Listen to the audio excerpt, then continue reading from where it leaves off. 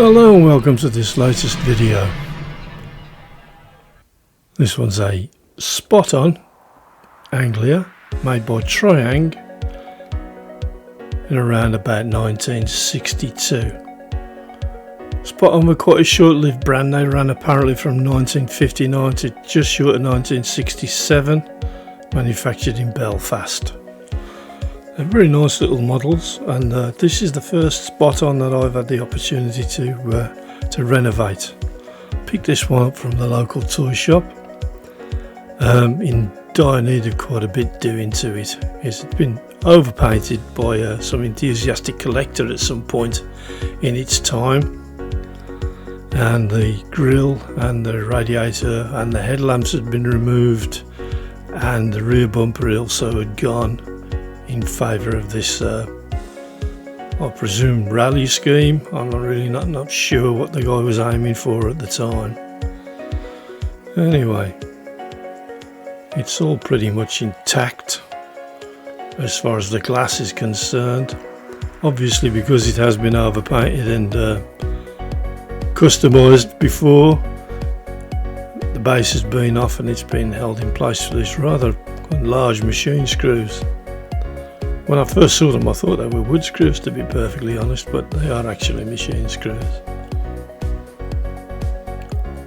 On a further investigation with my mate at the toy shop, I discovered that this had been part of a collection of a gentleman who unfortunately passed away, which coloured my attitude towards doing the car in the end. I thought, well, I'm going to try to renovate it and make it look like when it was new, rather than do anything off the beaten path with it. Tyres have been overpainted, or rather the tyres have had it, the wheels have been overpainted gold, and there's this strange drilling in the bottom and a nut secured with a bit of old masking tape. Not entirely sure what it was there for. One or two people suggested it might have been screwed to a trophy or some such thing at once, which I suppose, given the rally paint job, is not entirely out the bounds of possibility. I'll just leave it in the interior out. It's quite snugly fitting. It's a very soft plastic, but fairly substantial, rather than the vacuum form ones that you tend to get in corgis of this age. Got its own little suspension and it's all intact, which is a nice change. Just pop the glass out. It's pretty nice, no scratches or serious fogging or anything. But car's in a bit of a bad way. I'll dip it in the nitro-moors and see what's what. It looks as though the filler at the front's been done with something like a cellulose putty or something. I'm not entirely sure what it was. Unfortunately, I managed to lose the bit of footage where I stripped the bodywork off, so I've just left this little bit in with me cleaning the wheels, getting nitro-moors in the enamel paint off of the wheels, and in applying the nitro-moors the rest of the tyres disintegrated, so I just broke them all off and put them on the pile, having given them a bit of a wipe over, and folded the rest of it up and consigned them to the dustbin. Ordered most of the new parts I needed from Model Supplies. They seem to be the only place that I could get them from, but if anybody wants to tell me something different, I'm quite happy to find out in the comments. Or any other information for spot-on spares would be useful. I've got a few more to do. I've taken the base off and I've mixed up a colour to try to match it up pretty close to the original as I could.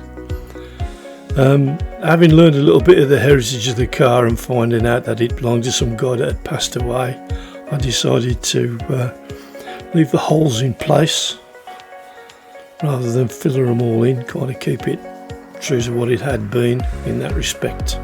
Here's a novelty for anybody that knows me or watches regularly. Here I am using an aerosol can.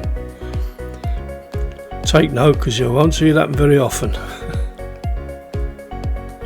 I've just given these a dip in soapy water and I've given a bit of a dry off, and just make sure to get the last bits of the crap out with a soft brush.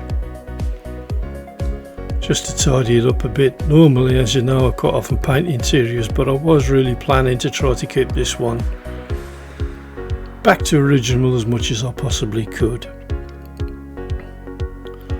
That's all spick and span. I'm happy with that. Broke out the Carmine Red in Nitro brand here to do the brake light section on the rear lights. Always a fiddly bit to do, particularly on a small car. And great admiration for the guys that do matchbox models all the time. I can barely see the lights on them, much less paint them. Switched over to the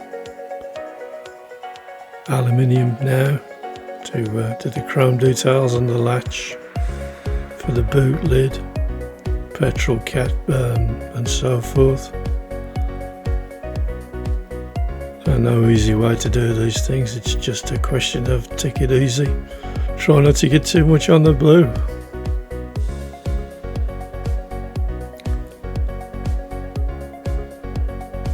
It's come out quite well.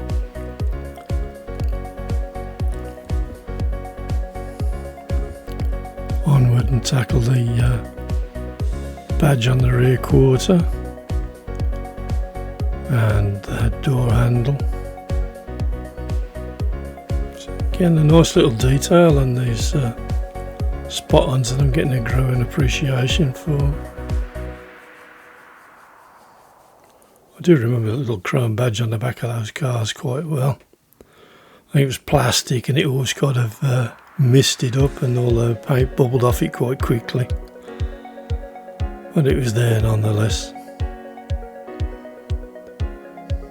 Very popular car when I was a kid.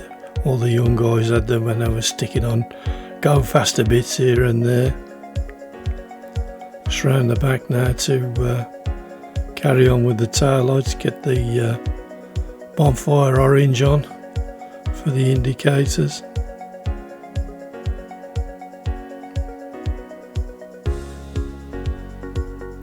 Same little fine point brush, which I think I had courtesy of Staples or the office warehouse or whatever they call themselves now.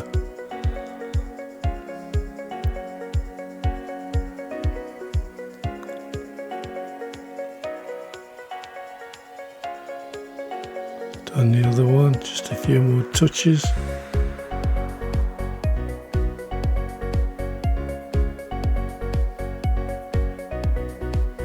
Bit around the corner. Before we know where we are, painting will be over and we'll have it on the mat and start putting it back together again. Quite looking forward to seeing this one finished, to be honest. I don't know about you.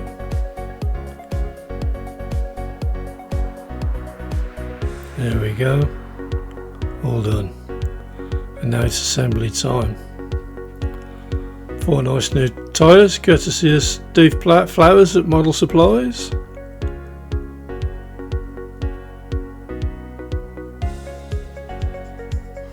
Probably cost more than the original toy did, but that's another story. Nowhere else to go for them, I'm afraid.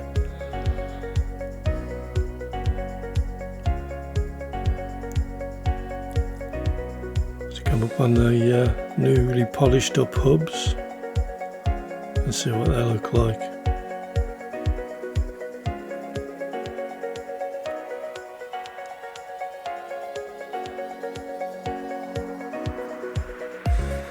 In with the glass. Give it a bit of a polish and a dip in pledge. I thought it came out pretty well considering.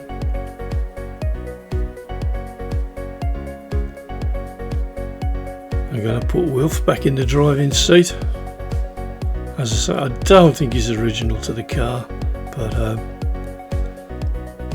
they seem like well suited to one another. It's about the right scale and everything else, so I've popped him in. He secures himself in there quite well, so he's not going to jump out the window and let me down.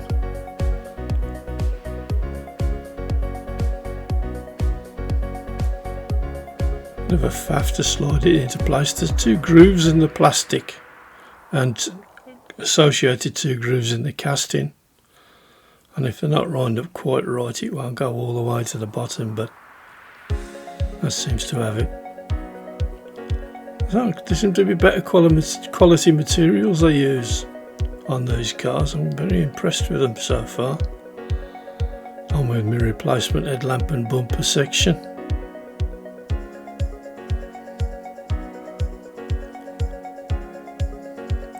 Which I think these are nearly always missing when you get a lot of the snap-on cars. Certainly 2 of the ones that I've got have been like it anyway, and a lot that I've seen for sale at different places seems to be a regular thing that they've gone missing. Back bumper on now, and we're nearly done.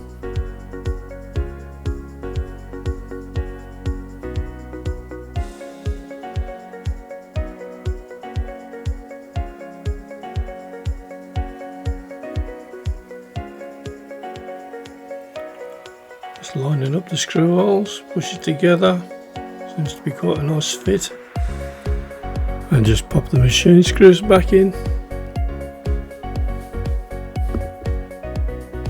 line the holes up nicely, one in the back. What a long screw, I thought it was going to end up being screwed to the table by the time I'd finished. One in the front. Nice twist on the back one. And that's it, all done, nice and neat. Any issues on the turntable? I think it looks pretty nice. What have we done with this one? Well, obviously stripped it, got all of the filler and everything else out of it, replaced the front bumper and light assembly, replaced the back bumper. We've done a little bit of detailing on the stop and tail lights and the chrome strips down the side and on the bonnet. Polished the wheels, nice new set of tyres. I made some personalised plates up. Can't remember what the original registration number was on them, but I think it's come out pretty well. I'm quite pleased with it for my first attempt at a restoration as such of a spot-on toy. Hope you enjoyed the video. I've been Hellboy59. You've been, as ever, very patient. Thank you for watching. Bye.